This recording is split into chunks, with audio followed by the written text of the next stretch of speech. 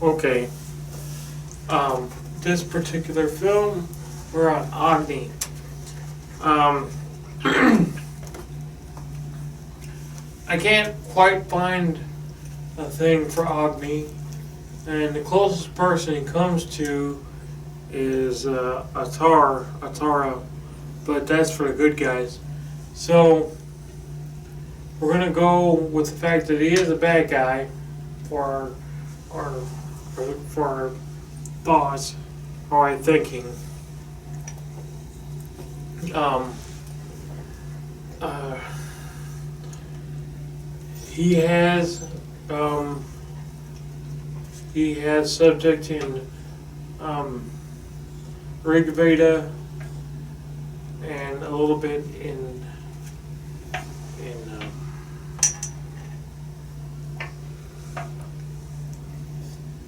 I can't think of his name. Oh, it doesn't matter. He is second to Indra, which means he's the god before gods, because that's Brahma. That's Brahma, Hinduism. That's the first Hinduism. Of the Vedic mythology, ancient India, he is equal to fire, the son of lightning, and both domestic and the sacrificial heart. As the divine personality of his fire for sacrifice, his mouth of the gods and carrier of obligation, the messenger between human and divine orders. Agni is also described as being ruddy-hued, two-faced, one benefit and one malignant. He has 3 to 7 tongues, hair that stands on ends like flames, 3 legs, 7 arms. He is accomplished by a ram, and usually a sacrificial animal. Okay? And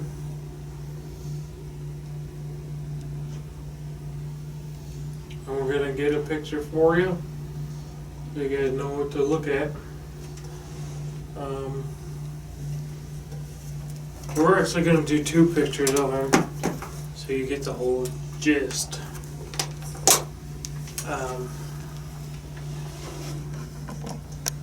Here's one, 7 hands, and the stuff that he carries.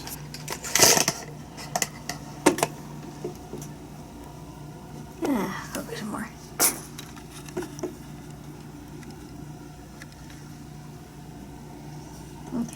Okay, and then I can't see. I have to be able to see. Then here's a ram that he rides, which was what was used for sacrifice.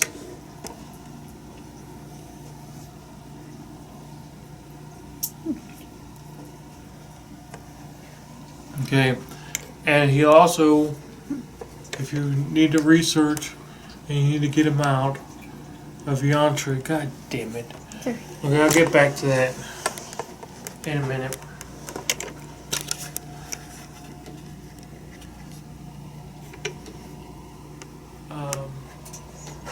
Okay. Yantra. Yantra.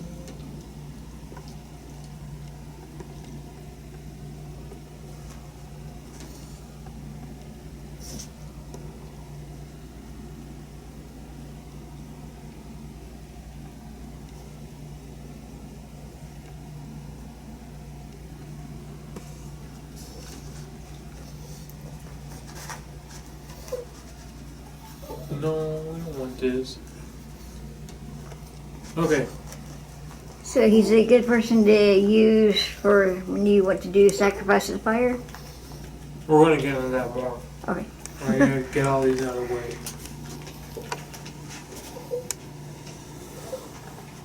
Okay. Okay. This is the main yantra. It's surrounded by these other yantras. but mostly it's just the thing in the middle. Okay. Anything else? That should be fine for the images. Okay. Okay.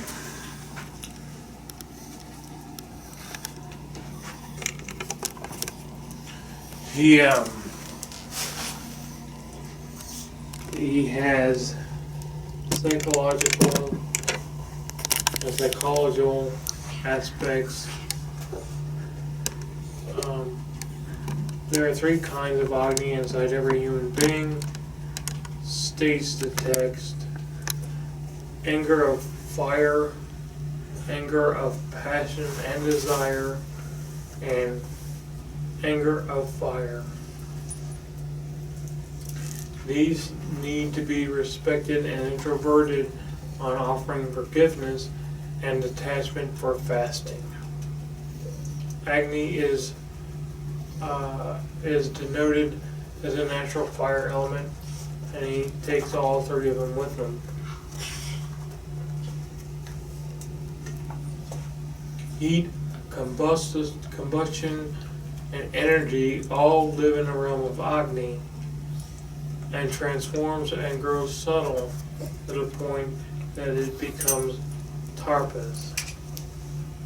And Agni also utilizes principle of the sun, representing Brahma as the truth.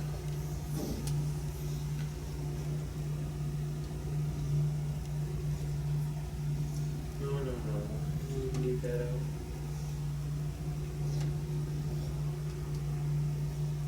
Okay.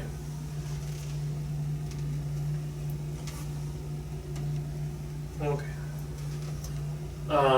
Agni is addressed, and that's stupid. Okay. Agni destroys ignorance and delusion, remove necessities. Agni, the wisdom. Agni has spiritual and mind swiftest of all that fly, and is also symbolism as a mirror, as the soul is in the outer changes that can be overcome. Light, heat, color, energy are merely its outer attributes. Inwardly, Agni impels conscious perception and discernment.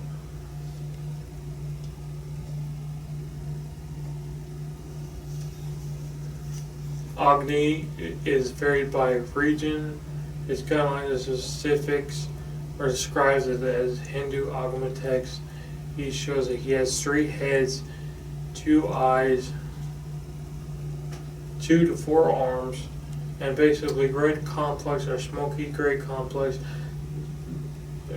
next to a ram with the characteristics of halo of flames leaping upwards from its crown. He is shown to have strong-looking man, sometimes bitter, sometimes belly, because he eats everything offered into his flames, and golden hair and eyes and mustache. He holds a rosary in one hand to symbolize his prayer, religious side, and a spear in the other hand of the eastern states of India. In other regions, his forearm holds an axe, a torch, a spoon, and a flaming sphere or rosary. Hey, we don't want that. We want it to go down.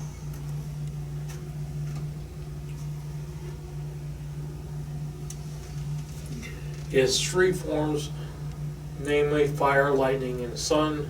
Some forms which symbolize and give him 3 heads and 3 legs. He is sometimes shown as wearing a garland of fruits of flowers, symbolic and is offering to the fire.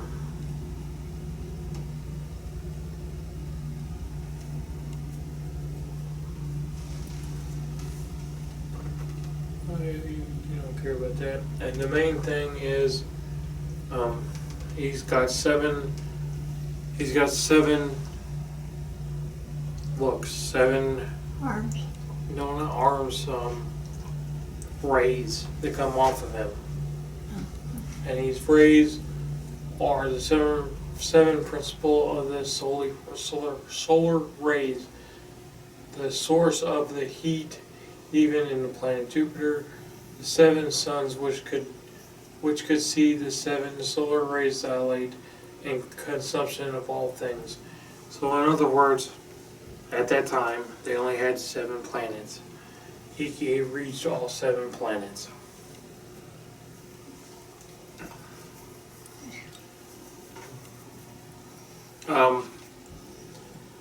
He also delivers messages to the gods, from the gods to humans, and from humans to the gods.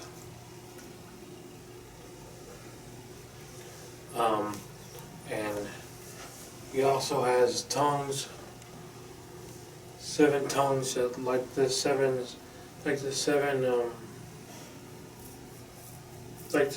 things. His 7 tongues eat the sacrifices for the 7 planets and all that other stuff too. So, and he does go into our Chantric uniform, and we leave him as what is known as the stomach, the stomach god, which would be solar plexus, but it's really the stomach. You give things onto him so that not only will that be respected, then he goes and delivers to the gods, and then he comes back and he brings the gods' messages back.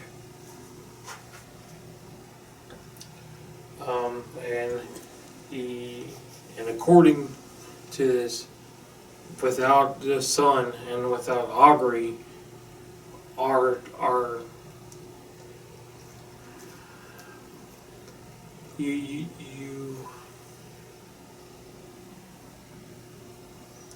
have damn it you have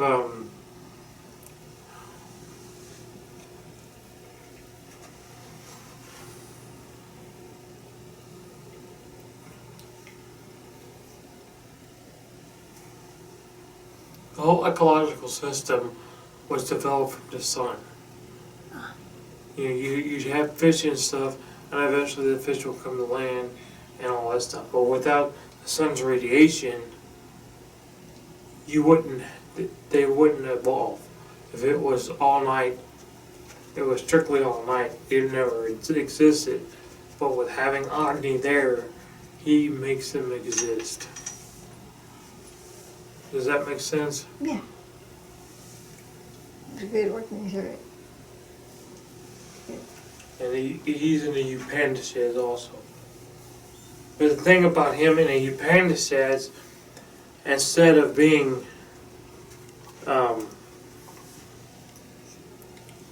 such a long,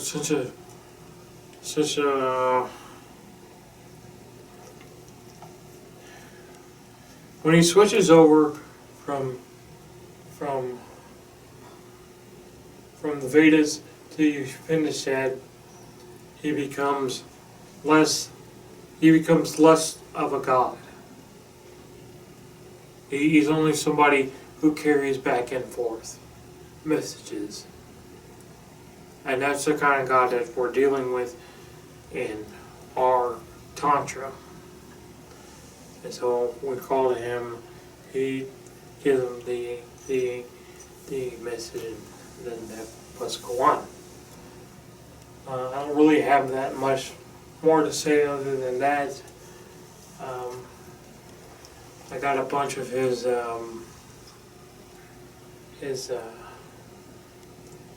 mantras and stuff, and that's all I can say. That's really all he does.